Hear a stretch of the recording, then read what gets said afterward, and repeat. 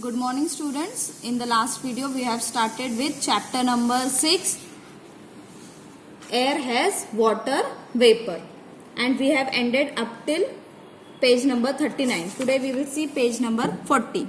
When the sun shines brightly in summer, the ponds, rivers and wells dry up partly on even completely. You have seen many times while going from the bridge or by the river side, you will see that all the water is dried up or even completely it is dried up. What happens to the water in them? This water in the ponds, rivers and wells also evaporates and goes into the air as water vapor. As you have seen in the last video, the water gets evaporates in the form of water vapor. Same it happens with the ponds, rivers and wells. Fruits and vegetables have water in them. Even fruits and vegetables have water in them. They get dried up if kept in the sun.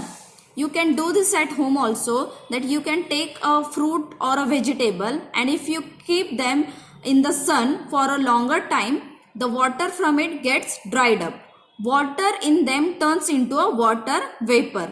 The water in them turns into a water vapor. You can see in the picture also. See, here is sun, here is the water and how the water vapor is water is turning into water vapor. Air always contains water. Air always contains water vapor. In summer, air is dry. In summer, the air is very dry. You can feel the air, it is very dry and contains less water vapor in it. In the rainy season, the air is moist. In the rainy season, the air is very moist and has more water vapor in it. And it contains more water vapor in it. Condensation. We have learned that when we heat water, it changes into water vapor. What we have learned, that when we heat the water, it changes into water vapor and mixes with the air. And it mixes with the air.